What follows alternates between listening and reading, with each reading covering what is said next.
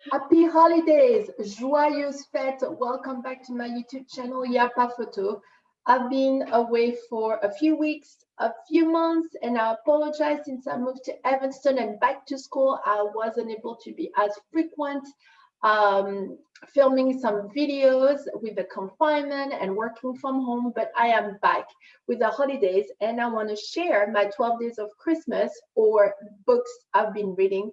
Since now I have a longer commute, I commute through the train to Chicago, so I have more time to read, and I want to share with you some of my readings of the year. I'm very influenced, of course, about the French culture and the French language through my profession, but also through curiosity and lifestyle. So I want to share with you some of the books for you guys out there who are francophone and francophile. Some are new books, some are old-fashioned classics books that have been around, but you can all find them through Amazon. First one is French Women Don't Get Fat. I've read this book over and over, and that's why there are so many posted, as you can see.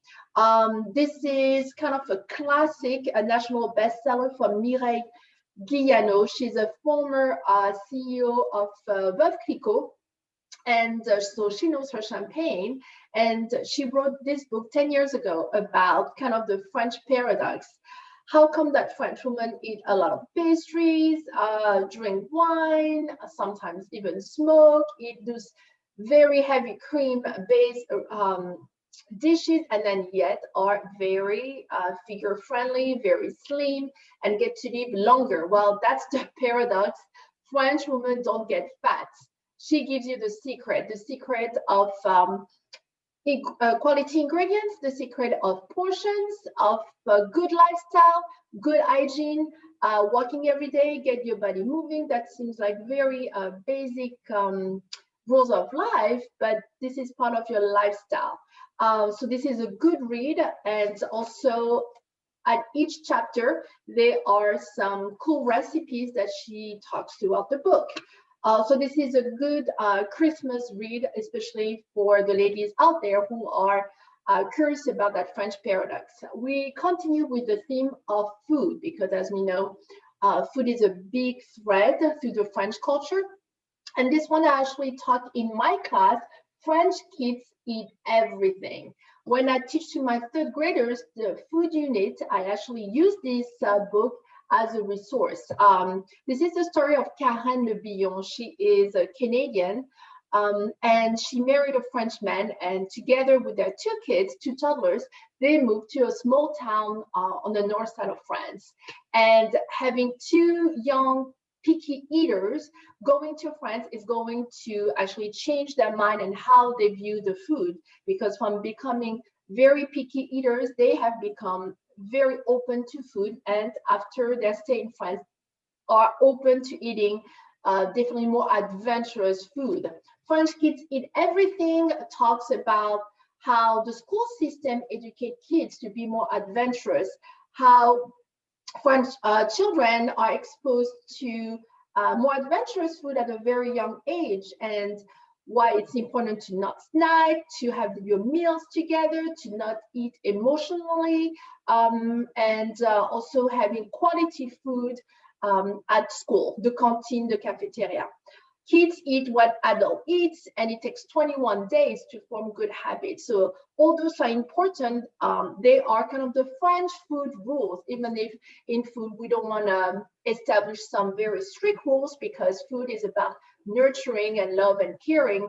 You want to eat because it makes your heart feel good, but you also don't want to eat when you're emotionally unstable too, and use food as a crutch. So all those two books are very well done. They give you a slice of what how French are very attached to food. So this is for the ladies, and this is for the kids, the parents, the families. We couldn't talk about food without mentioning, of course, Julia Child and her life in France with her husband, which is also a national bestseller. I read it several years ago. Actually, I asked this for Christmas, and fascinating how Julia Child brought French food and mainstream it to America. If we have now French food coming to the US, it's really because of Julia Child and her love of France.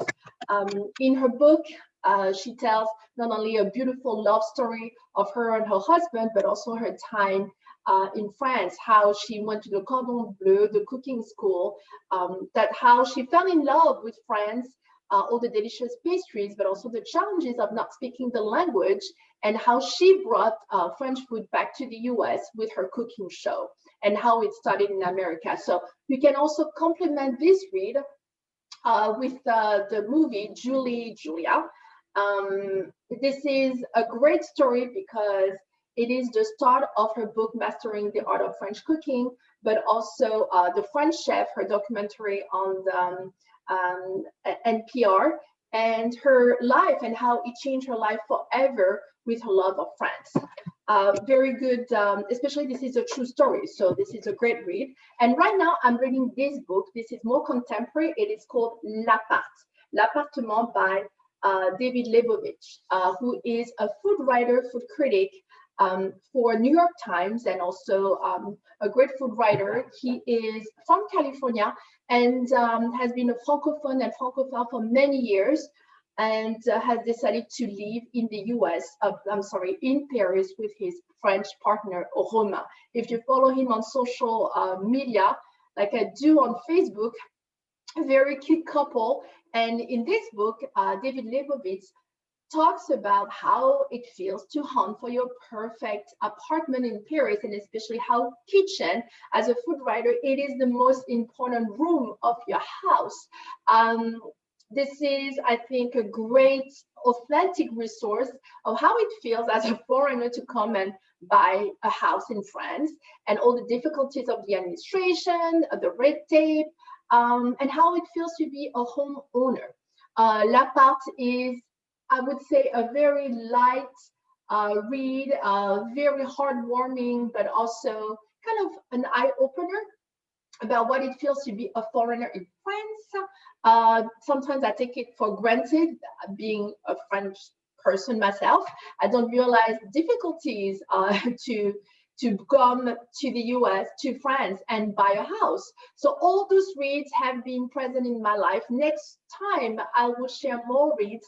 And they're all available on Amazon.com. If you guys have some suggestions about some of the books that have influenced you as francophone and francophile, please share them. I will post this video on my YouTube channel. I wish you happy holidays. Be safe, my friend, and I will see you soon. À bientôt. Au revoir.